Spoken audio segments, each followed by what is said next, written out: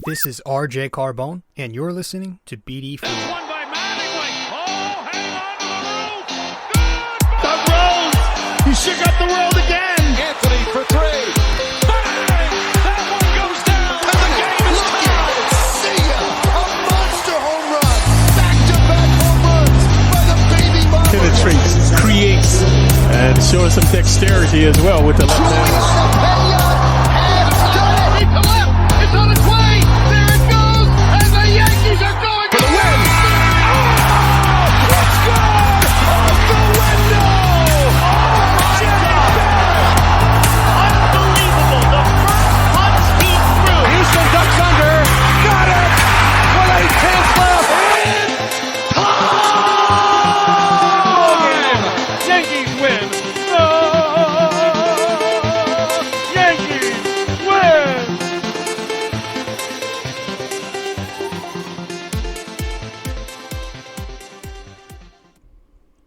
All right. What's up, everybody? What's going on? Episode 398 of the podcast. Welcome to BD4. I'm your host, RJ Carbone. Yeah, episode 398 of BD4, where there's no better way to get your Yankees and Knicks analysis. We also do MMA now, too. Yanks every series, Knicks every game, MMA on weekends. Big card last night. Maybe we'll get into that sometime during the upcoming week. Little MMA episode. We'll find out. We'll see if I can make time. But, hey. You know, I know everybody likes to run with narratives, right? Especially everybody in Yankees media. So, are we doing the, are we going to ride with the 1-0 since Paul O'Neill Day narrative? Is that what we're going to do now? Or is it 1-0 since the table slam? We'll call it that. We'll call it the table slam. And the Yankees are 1-0 since the Aaron Boone Tablegate. Table slam sounds better. Tablegate works, but everybody uses gate. But yeah, no, I mean, I guess it's baby steps, right? If you want to go there, you hope that rock bottom was finally hit the other day with all that, but I don't know.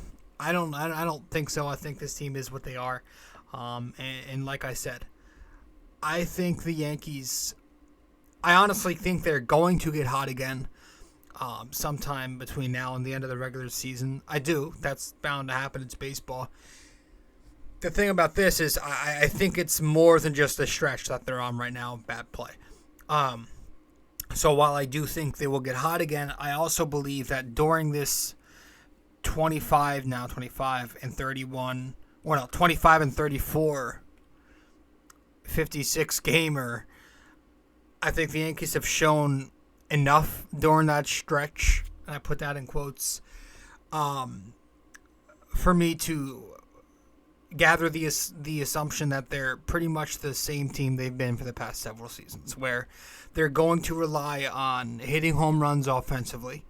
And when they don't do that, their offense falls asleep. And a lot of the times they fall asleep when they face good pitching.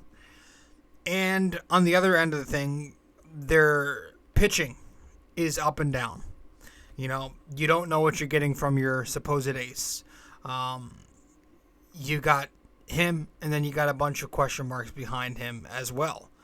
You know, Tyone's just become back to being average. Montgomery's not even with the team anymore. Cortez is good. We'll talk about him. But you know, you got Domingo Germán in there right now, who's not really going to be your playoff number 4. He's a number 5 at the moment. And then who the fuck am I missing? Frankie Montes, who's been absolutely dreadful in 2 of his 3 starts. And the one start that wasn't dreadful as a Yankee was more average than anything. So the bullpen, I've never been a big fan of that. You all know that. I know that statistically it says they've been good, but I just don't trust many guys in there. I like Marinaccio. I'm okay with F. Ross. I think Schmidt needs to stay here. I heard a rumor that he's been called up since F. Ross is probably going to be on the DL. Shocker. the way he throws. But I don't trust many others. And so that's the same thing. It's the same exact team. We're going to talk about all that. We don't want to get too into it right now. But welcome to the show, episode 398. I'm your host, RJ. If you are new to the podcast, be sure to subscribe.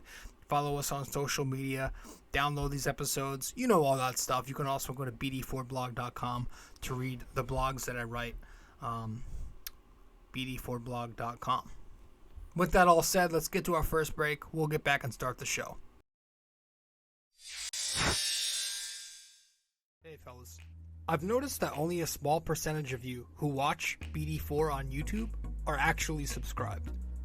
So if you do enjoy this podcast and want to be alerted every time a new episode drops, consider subscribing and hitting that notification bell.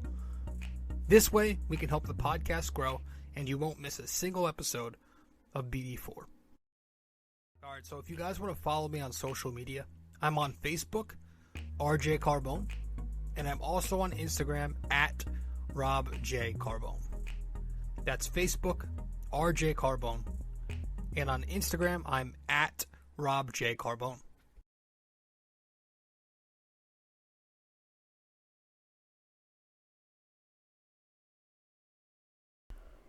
Welcome back to the show. I'm your host, RJ Carbone, and you are listening to episode 398 of BD4. Welcome to the podcast. So, the Yankees lost 3 out of 4 to the Blue Jays. And honestly, they continued to collapse. I know they won the 4th game of the set. They semi-salvaged it. But, I just... I'm trying to think if I should add my thoughts in here right now, or should I just save them for as we go along after the recap, during the recap. I think we'll do that. I think we'll save them for later. Let's just recap the games, go in the traditional format. Because I got some things to say, man. I do. Some things to say about the Yankees, about Aaron Boone, about Cashman, and about some other narratives that have been floating around out there, for sure. The positives, I guess before we get to the recaps, we didn't have an episode for the series leading up to this one, which was, why can't I remember who we played? Was it Tampa? I skipped it. I didn't get to it. I was tired from work, got home. I was like, I'll record in the morning. I ended up sleeping in the morning, so we didn't get that episode out. Didn't even record it. But, now I forgot my train of thought. We were going to read up a little bit of a scouting report on the 2 newest Yankees. One of them not so new. He's been with the squad before. But, yeah. Sometime during the Rays series, I think after the series, whatever it was, the Yankees called up 2 prospects. One of them being Oswaldo Cabrera, the number 14th prospect in their system. Bats switch, and he is a right-handed arm. Second baseman / shortstop, can also play a little bit of outfield and third base. So he plays everywhere. He's utility. And that's one of his positives here, as Oswaldo Cabrera is a versatile infielder. I've got him as a versatile infielder. In the minors this season, and AAA in particular this year, batted .262 with an OPS of .832. 8 homers, 29 RBIs, 12 doubles, 3 triples, and 10 stolen bases across 47 games played. So we had a very quality, very productive season down in AAA. But the first pro I have for Oswaldo Cabrera is that he is a versatile infielder. And I've actually got a very good comp. I was talking to somebody across Yankees social media, and they gave a very good comparison for Oswaldo Cabrera that I like. I just keep thinking about it and how true it might be. Does Cabrera keep going on this path? A Ben Zobrist type. And I think that's just so perfect, because Zobrist was this guy who wasn't going to be a superstar ever, but he was so solid, and he could play so many different positions, and he was so versatile and provided so much flexibility for the Royals during their championship run. I think Cabrera could be that type if he could just hit a little bit. He's got emerging power. got a little bit of a loft in his swing. But most of that comes from the left side of the plate. So as you can see, one of the cons for Oswaldo Cabrera is that he does struggle from the right side of the plate. Maybe down the line, if that continues to be a trend, he just sticks with batting lefty. But we'll see. He's a young kid, so he's still got plenty of time to develop his tool set. And then I have limited range for a guy who's pretty small. He's not the quickest. He has speed, but it's more fringe speed. But Oswaldo Cabrera, that's our little scouting report on Oswaldo. He's been good so far. He's played 3 different positions already. He's been up here, and he's made a highlight play at each of those positions. He robbed a home run in right field the other night. He made a very Jeter dive type of play at third base yesterday. And then today, Sunday, he makes a nice jump throw. One skips it to first base to get the out from shortstop. Pretty cool. Pretty friggin' cool. So he's got the energy. I mean, he's feeding off the crowd, the bleacher creatures. The whole grenade thing was awesome. After he had that catch in right field, he was just hyping himself up. The crowd was hyping him up. He was hyping up the crowd. He's a ball of energy. He's the spark they need. But, hopefully they start translating this into wins. But I'm a big Oswaldo Cabrera fan already. Now, we do have to be careful because we've done this with plenty of other prospects before where you're starting to hear this line going around. And I'm listening to Sterling and Waldman the other day, and they're talking about how mature Cabrera is for a young kid, and how he's already looking like he's been there forever. And the first thing I thought of was we literally said that same exact line for Gleyber Torres, right? And now look where we are. So you do have to temper your expectation. You can't get too excited. I know it's exciting to have young prospects come up, and it just gives you this rejuvenation, but got to temper your expectation to a degree. But so far, you got to like what you're seeing from Oswaldo Cabrera, at least defensively. We'll see how the bat shapes up. And then secondly, Estevan Florial was called up. This is a guy with lefty pop. He's very toolsy. He's got all, some of the 5 tools, at least 4. But he's also got a long swing, and he's overly aggressive at the plate at times. All right, left-handed outfielder bat. We've kind of known Florial for a while. Former top prospect in the system, kind of taking a bit of a fall from grace because he's never really taken that next step as a prospect. Is having a good year down in AAA. Across 89 games, he's batting .286 with an .858 OPS, 14 home runs, 39 RBIs, 26 doubles, 2 triples, and 32 stolen bases. But so far he's come up here, not done much. But maybe he could eventually become... Nah, he's probably going to be traded in the offseason or something. But hey, in the meantime, I would have no problem playing Estevan Florial over Aaron Hicks. And I think that shouldn't even have to be said, obviously. But we all know the whole shtick with him is he's got, when he runs into a fastball, he has potential to do that 25, 30 times a year. The thing is, he also has potential to strike out 250 damn times in a year. I call him as a joke, but kind of not joking. I call him Walmart Joey Gallo because he's kind of that.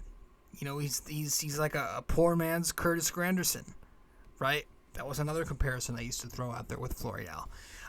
He's just got a big hole in his swing. He struggles with breaking pitches. He struggles with off-speed pitches. Anything not a fastball, he struggles with because he's got a few loops in there. And he's got to be able to fix that. And I don't know that he's going to, because if he has not yet, 6 or so, at least it's felt like 6 years later in the minors, I don't know if he ever will. But, again, I would rather have a prospect stink up the joint at fucking center field than a veteran Aaron Hicks suck it up there. So, give me Estevan Florial any day over Hicks, regardless. That all said, let's head to another break. Get back. When we get back, we are going to recap this 4-game set the Yankees just finished up. Stay with us. Be right there. So BD4 is on so many different platforms now. You can listen to the show on Apple Podcasts, Spotify, Google Podcasts, and plenty other listening platforms. You can also watch the podcast on YouTube and Spotify. And if you do listen to us on Apple Podcasts, be sure to give us a 5-star rating and review, as we are currently a 5-star podcast and would love to keep it that way. And if you watch the podcast on YouTube, make sure you subscribe to the BD4 YouTube channel. Download, listen, watch, share it, do all of that stuff to help us grow.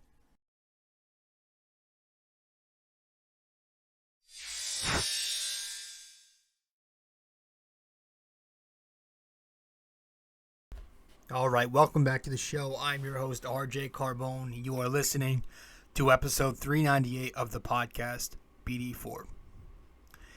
Guys, if you are new here, go to BD4blog.com, where the podcast links will be up on there. The blog that we write will be up on there, and links to my social media as well will be up on BD4blog.com.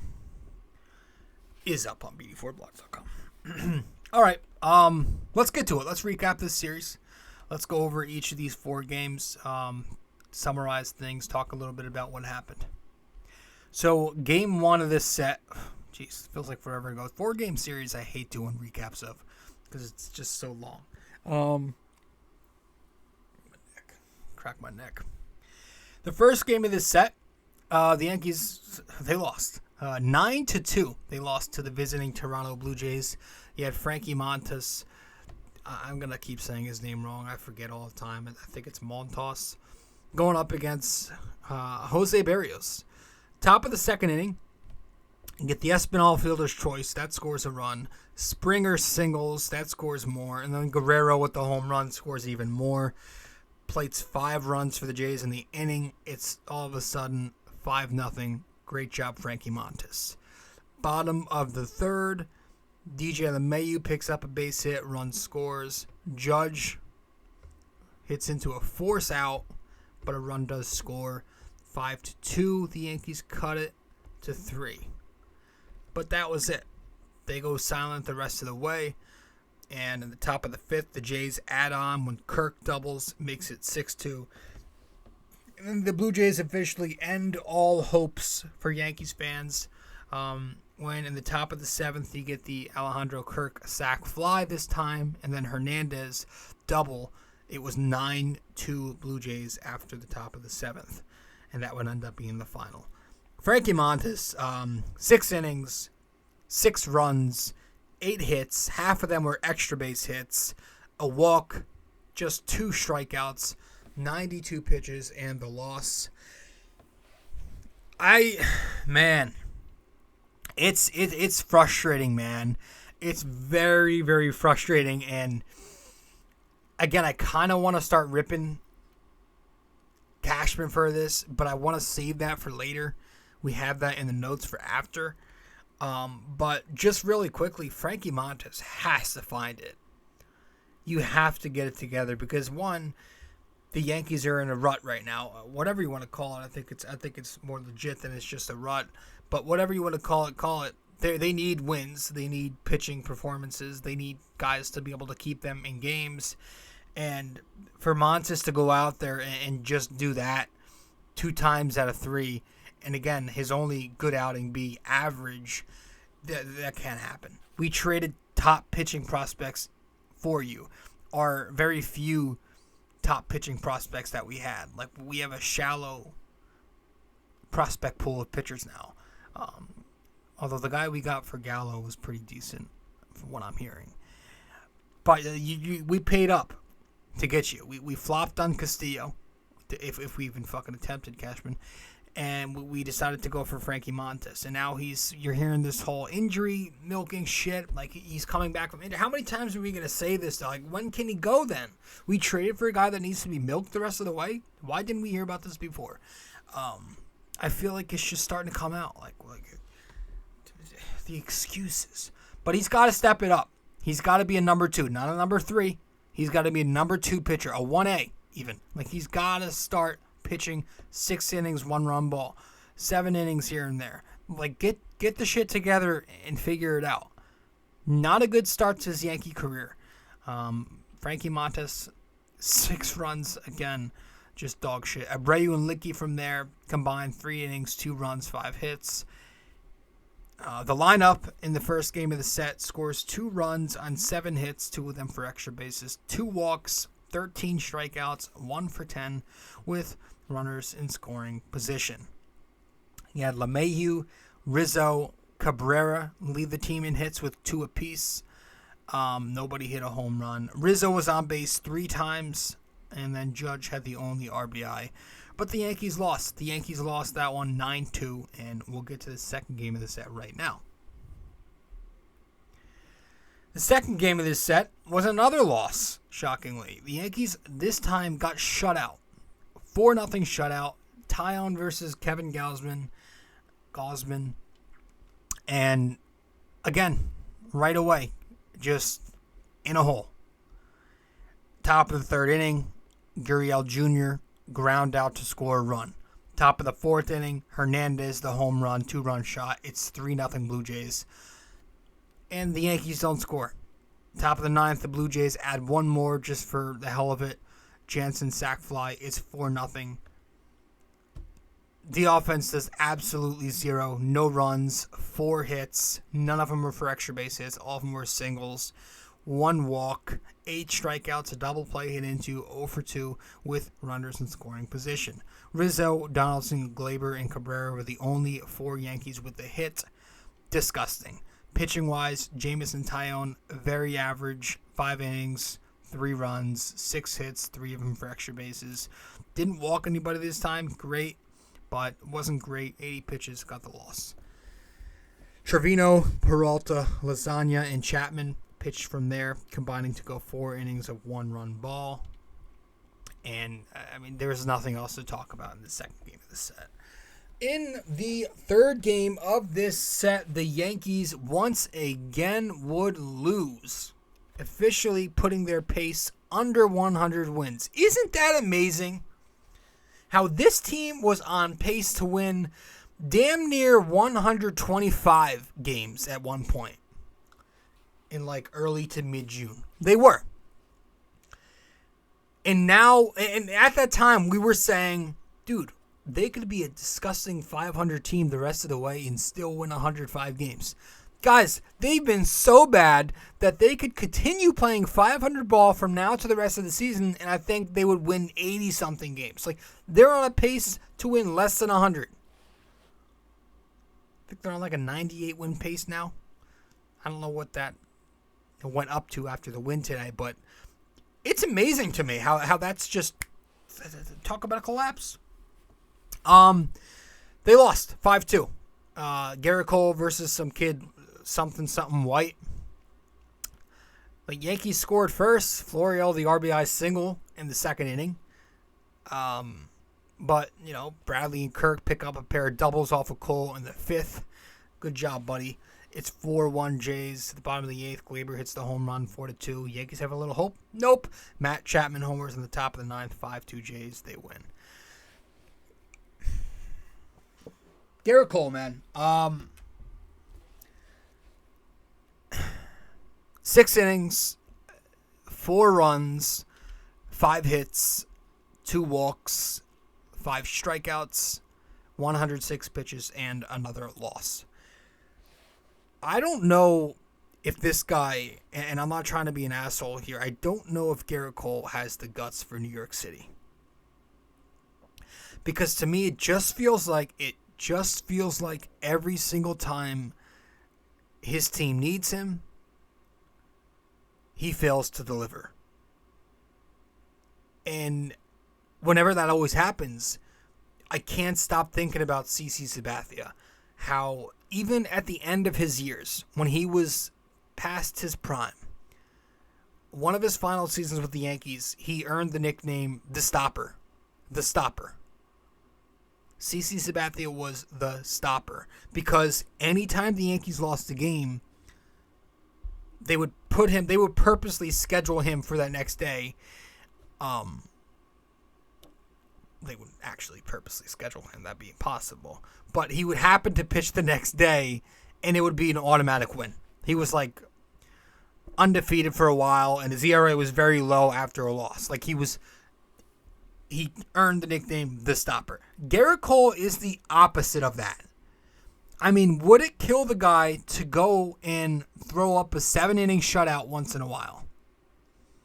Because if you're talking about a guy who's making $300 million to be this ace, to be this real, strong, dominant ace who could put up these types of dominant outings, that has not happened in pinstripes. He already left a bad taste in my mouth towards the end of last regular season, entering the playoffs. In that one playoff game against Boston, he wasn't good. That started it for me.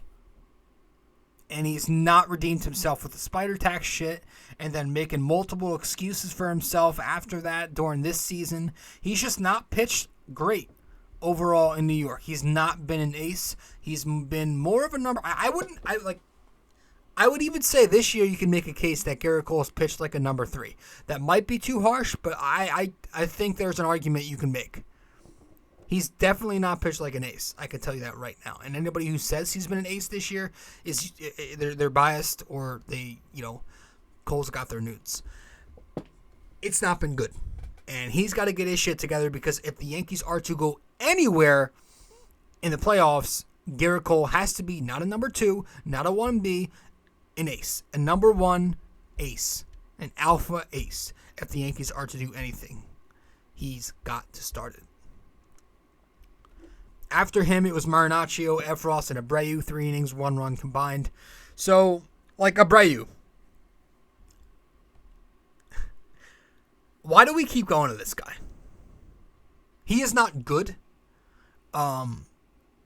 In 12 of 18 appearances since the beginning of July, he's allowed at least 1 run to cross the plate.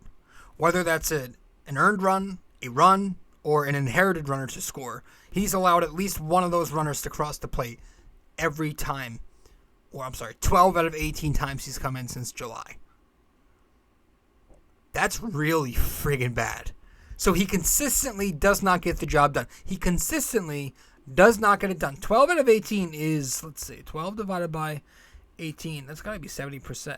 Oh, okay. 67. 2/3.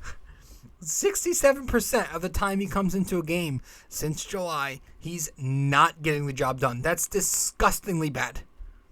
Yet, Aaron Boone continues to throw him out there. And the nerds like him. Of course the nerds like him. The nerds like him because his stuff is good and his analytics are good. But the nerds, they do nothing but read spreadsheets. They do not watch baseball. They watch baseball savant porn. And baseball savant, that doesn't show them which offenses Abreu pitches well against, or what situations he comes in again, during low leverage instead of high leverage and does well. When he faces good offenses, when he's in crunch time, he sucks. He absolutely has sucked. He does nothing but leave pitches right over the plate and throw a breaking ball that does not break. Everybody throws 100 nowadays. That's not as special as people think it is. It's just amazing when you think this is the guy. This is the guy that the Yankees decided to keep over Marinaccio for 15 days. This is the guy who they're deciding to keep over Clark Schmidt. And Peraza. But Peraza's more, Marwin fucking Gonzalez wasting a roster spot. Who's the most useless player in the world? He does nothing. He never plays. When he does 0. Why is he here? I don't know. That's a whole different thing. But, man, I am tired of Abreu. And he was actually just placed on the DL. And I think from what I hear, Curry said Schmidt's coming up. So, I think Abreu's to the DL, and so is potentially Efros. So,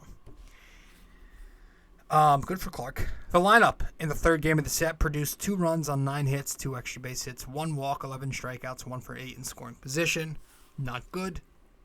Judge and Trevino with 2 hits apiece. Benintendi was on base twice. But you also had 4 guys with 2 strikeouts or more in DJ, Judge, Glaber, and Florial. And then you got to the final game of the set, which took place this afternoon. Lord, we finally got a win. The Yankees won. The Yankees won. They took this one 4-2. Nestor going up against Alek Manoah. Bottom of the first, inning off Manoah, the Yankees crack first. You've got DJ LeMahieu and Anthony Rizzo participating in a hit and run. DJ slaps it right past the shortstop, forcing the defense to react quickly. They do. They make an error. Rizzo comes home. The Yanks score a run 1-0. Good to see. Top of the third, I almost said Royals because it's Merrifield for the Blue Jays. Hits a home run. Ball bounces off the top of the wall twice. Never seen that before. Ties the game up at 1. Bottom of the third, though, LeMahieu picking up a 2-out base hit. Past shortstop again. It's 2-1 Yankees. Rizzo makes an excellent defensive play on the top of the fourth.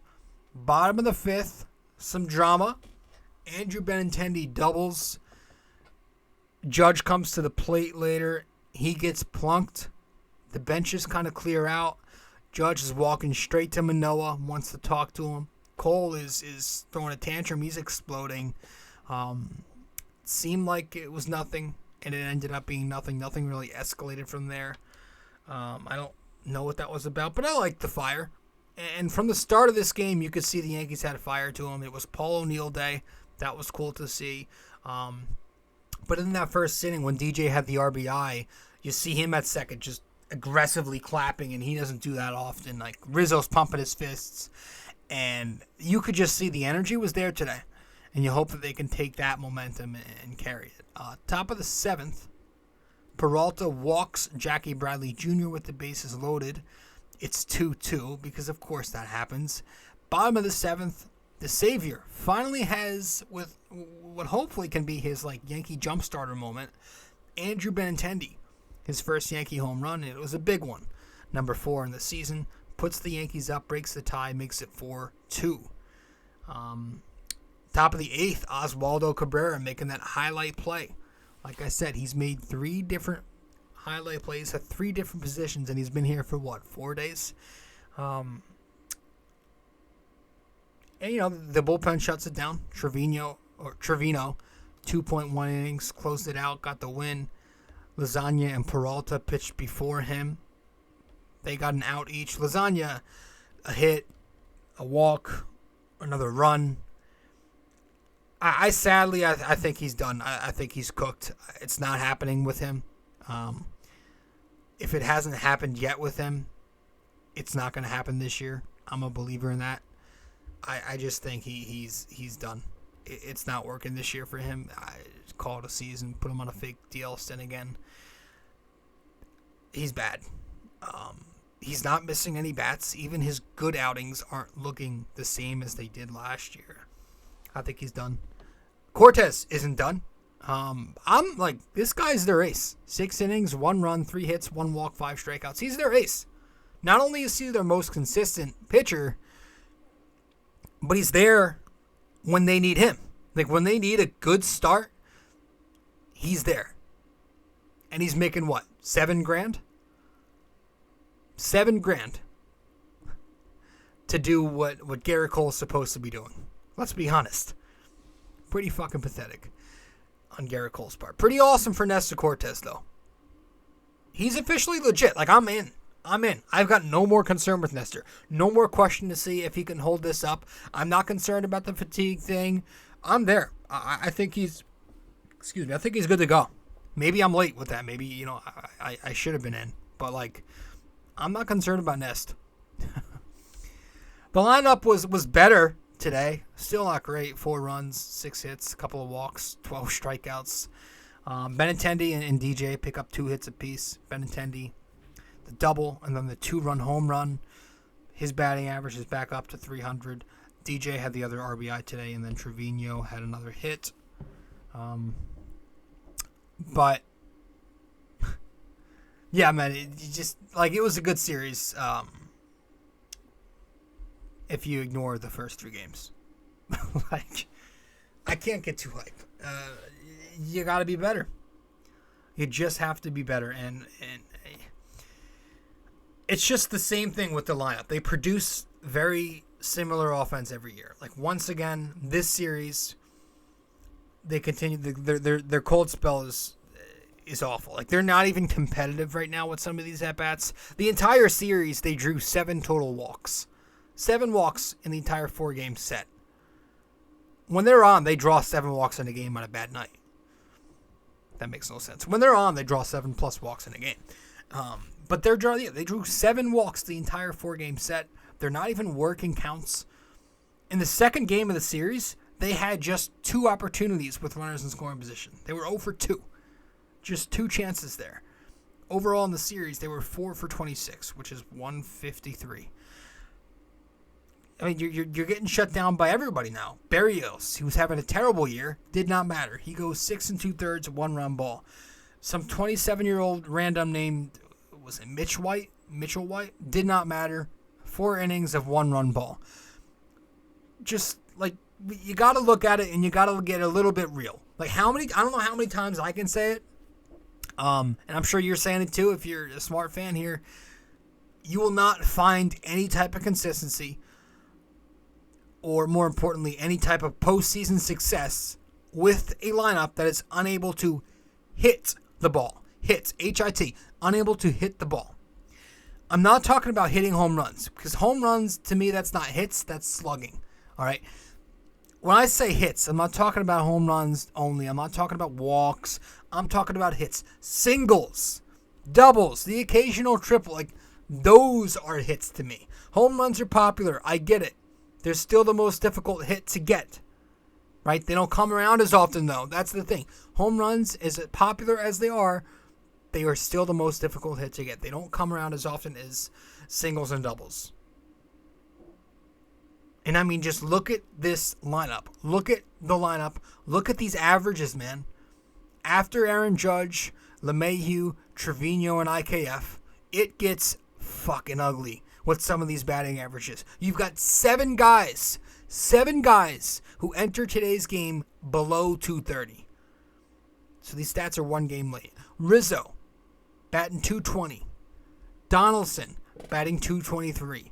Aaron Hicks, batting 217, which I must say, I am glad that Aaron Hicks is on his way out. We don't know where he was these last few days. Maybe he was finding God. Maybe he was on a walkabout somewhere. But he's clearly on his way out. You know, the organization basically said it with the Bader move, both verbally, and they're saying it with their actions recently with Florial. But, yeah, I mean, he's gone. He's definitely on his way out. At least, I think there's no way he plays one more season in New York. I think this is the last season for him, and he might not even make the playoff roster. Who knows? He probably will. But he's done after this year. There's no way you're bringing him back. I mean, that's literally why they traded for Bader, and why they called up Florial. But, you know, speaking of this world-class bum that Aaron Hicks is, I read an article, and I want to quote it, and I want to give credit to the writer here. His name is Thomas Carinati. I think it's an article that I read on Yanks Go Yard, and I hope I'm correct there. But I'm going to quote a little excerpt from this article that I thought was just perfectly put. Very funny, but very straightforward and so true. And he says, and I'm going to quote this right here. 1 second. Here we go. The only reason Aaron Hicks isn't number 1, and he's talking about guys to DFA. He gave a list of 3 Yankees that should be DFA'd. It was like Abreu, Marwin, and then Hicks. He goes, the only reason Aaron Hicks isn't number 1 is because he's still owed a chunk of money that the Yankees are going to refuse to part with. The richest organization in baseball can't stomach throwing away a few million into the garbage, but they'll ensure their viewers have to fight to get access to the Yes Network, a television station they own and profit from. There's no problem charging folks $16 for a beer and $24 for a chicken bucket with fries either. All right, I'm being harsh. You get to keep the bucket. But I thought that was just so perfectly said. So perfectly said about Aaron Hicks and the way the Yankees go and the way they operate. It's just so... Everything's just... They got to be cheap. They got to go for the consolation prize. They got to save their wallets. They got to do this, do that. Nothing really seems like it's all in. You should be all in here. So you got all these guys batting under 230. Rizzo, Donaldson, Hicks, Higashioka's batting 195. Gonzalez is batting 208. Benintendi's batting 192. Stanton's, Benintendi comes here and he forgets how to hit. Hopefully today was a spark. Stanton's batting 228, which, by the way, this narrative that I'm starting to see that Stanton is the reason the Yankees are losing is nuts. It's nuts. He's got a 220s average, and the Yankees are 25-31 since June 19th. Enough. Stanton has played in 28 of those games, and the Yankees went 13-15. So please, spare it. If you're truly a great team, if you're truly a team destined to win a World Series, you find ways to consistently win. This team has how big of a payroll, and you all want to make these excuses? And by the way, Aaron Judge kind of has to step up soon. I get it. He's on pace for 55, 60 home runs, whatever that number may be now. But he is the alpha, right? And he's making it clear that he's going to want the money. How about being there when your team is in this hellfire slump and they need you the most? How about being there? I'm sorry, it sounds harsh, but I'm old school. I still believe in expectations. I still believe in accountability. If you're the guy, you got to be the guy, and you got to come through for your team. At some point, he's going to have to get hot and be the guy. Say, I'm the leader of this team. I must take us through this. I'm angry, man. That win today did very little, but I'm angry. Boone is angry. Aaron Boone's angry. The fire from Aaron Boone lately. Slamming the table. The quote about, don't give a damn about 8 games. Play better. Right? And I hope all that. I do love it. I'll give him credit because I give him shit when he doesn't, throw fits in his pressers. So I'll give him credit. But I do hope it's not just media food. It kind of seems like he's just forcing it. But, I just hope that this fire we're seeing in his pressers lately is something he's also bringing to the clubhouse. I don't give a shit if you're doing it to the media. I want you to do this with your guys. Because this is Aaron Boone we're talking about. The same guy who held a team meeting a week ago, and he held it reportedly, literally reporters said this, to tell everyone how great they are after losing $1 billion over the last whatever. He told them how great they are and how close they are to winning a championship. That's why I don't know if I buy this. You know who Boone is. Aaron Boone's the team mom. Aaron Boone is the team mom. He is there to babysit. He's there to have your back at all times and never critique you. But instead, he'll always tell you how good you are. He's literally the team mom. He's just soft, and that's why a lot of these guys have this softer mentality. Judge in his cupcake comments recently still got a blank lead, whatever he said. And all this it's just all this complacency is maddening. So complacent. That shouldn't be the mentality you have if you're the New York Evil Empire Yankees, the Bronx Bombers. You should want to go for the kill. Every loss to you should be oh, we got to step it up. Let's go. I'm not saying you got to throw shit and you got to say we suck like we do on social media. But no, you got to get a little more urgent. You got to show us.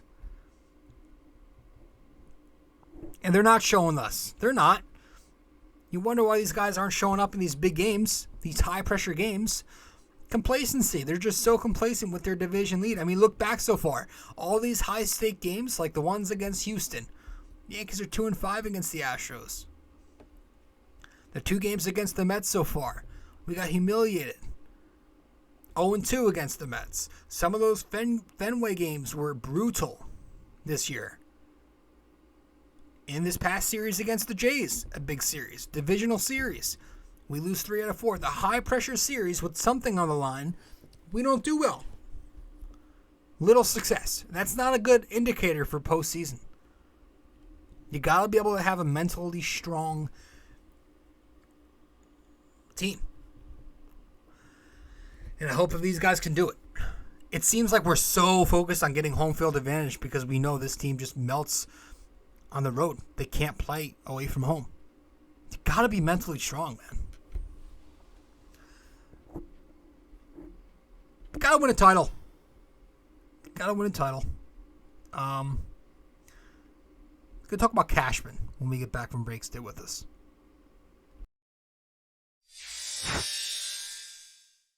Studio 69 Productions is a podcast production agency created by Leo Rodriguez to allow content creators to market their podcast. It's an online platform that will market your podcast or any other project that you're working on. Get in touch with Leo Rodriguez from Studio 69 Productions. You can find Studio 69 Productions on Instagram at Studio69NJ. Studio 69 Productions, where dreams are heard and born.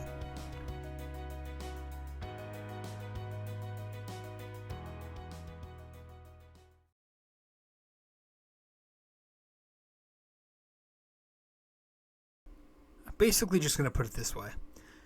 If the Yankees don't go to a World Series, at least go to a World Series. But I hate when people say that. So I'm going to say if the Yankees don't win a World Series, fuck that. If the Yankees do not win a World Series this season, win, meaning the last game of their season, they have more points, as Boone would like to say, as the other team.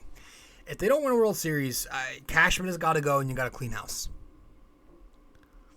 Because I'm tired of just looking up. I find myself doing this every year, where I'm looking at all the guys we either let go of or did not go after.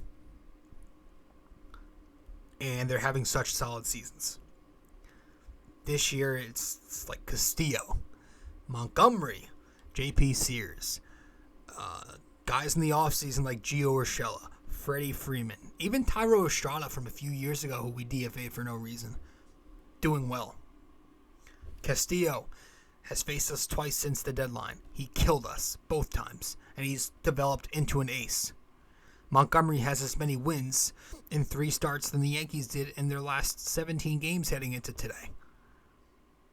J.P. Sears, last I checked, which was yesterday night, 10 1/3 innings of 2-run ball with Oakland. Gio Urshela having a very solid season with the Twins. Freddie Freeman, the one that probably kills me the most out of all of this, they did not even attempt to call the guy up.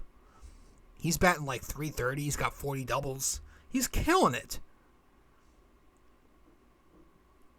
But you knew we were going after Rizzo the very second he became a free agent. So Cashman botched free agency. He botched the deadline. He screwed up the entire Gary Donaldson IKF thing. Could have just dumped Gary on his own, kept Gio. Should have traded Miggy Andujar years ago. Held on to your top prospects, but still didn't call them up. So they're just stuck in in-between land. I'm just tired of the same shit. I'm tired of it. I'm tired of having this old, injury-riddled roster every year. Get younger.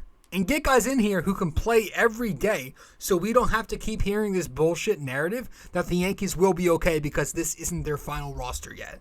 That's horseshit. Because then these guys come back so late, they're milked the rest of the way, we take it easy on them, or they're not the same in the playoffs. I'm tired of it. All of it. Every year, it's their best players always going down. For a while, it was Judge over the years, but he straightened it out. DJ now has some injury concerns. Rizzo, mid-30s, he's got back issues. Forever, it's been Stanton and Severino. Continues to be. Carpenter was Babe Ruth for us. Such a big part of this team. But his career is probably over now because he's 85 years old and fouled the ball off his foot. Get some youth onto this team ASAP. Right now. Today. Not tomorrow. Today.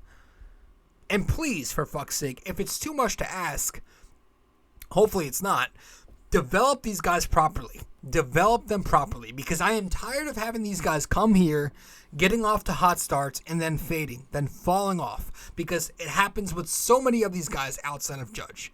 Miguel Andujar killed it in his rookie season. Where is he now? He's a nobody. Greg Bird, great, August of 2016, fall off. Gary Sanchez looked like the best catcher in the game for 1.5 seasons. He falls off. Clint Frazier looked exciting. He fell off. Luis Severino looked so talented. He's battled injuries his entire career. Gleyber Torres looks so promising, like a 300-hitting right-handed Cano. He fell off. Everybody does the same shit. Everyone outside Judge has started so well, and then they just fall off a cliff. Get some guys in here that are developed properly. I don't know if I blame Cashman for it, Dylan Lawson and his bullshit hit strikes hard philosophy, Matt Blake for not doing proper. Like, something's got to happen where we continue consistency. We need steadiness from these prospects, from the guys that are on the roster now. We've got to get some damn consistency. Not anybody on this roster outside of a select few players, pitchers, are consistent. Aaron Judge, LeMahieu. Aaron Judge is their most, it's him and everybody else. It's Aaron Judge. LeMahieu's been okay. Trevino's been okay. IKF's been Everybody else has been pretty bad. Like, Rizzo's been so he's been C level. Everybody else, same thing and worse. It's not good. You got 3-4 guys pulling their weight, and everybody else is not doing their job. Get it together. We got the Sewer Rats up next. They have their top guys on the mound. Don't care. Go win. Find a way to win.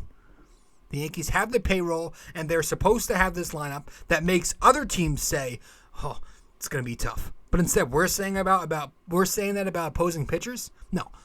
Opposing pitchers are supposed to look at this lineup and go, "Whoa, how are we going to navigate this?" But instead, we're saying, how are we going to navigate Scherzer and DeGrom? It shouldn't be that way. It should always be the opposite. Get it together. Head to our final break. Get back and wrap it up with the NYY-NYK-MMA question of the day. Stay with us.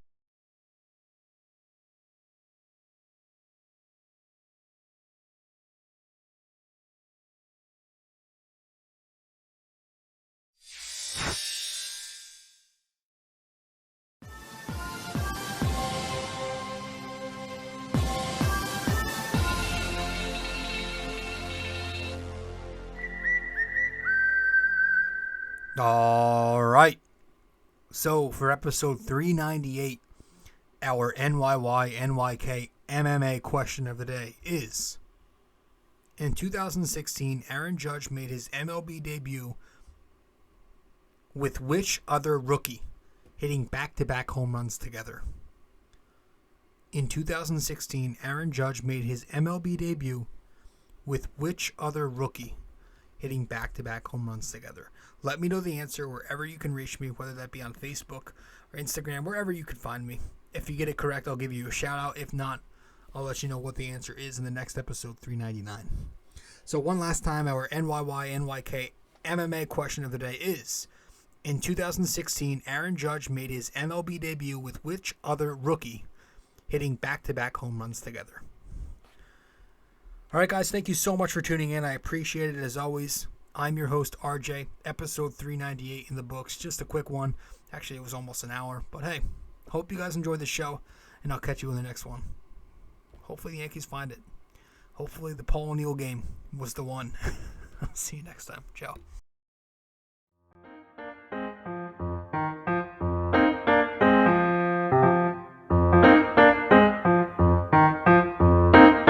This podcast is brought to you by Anchor.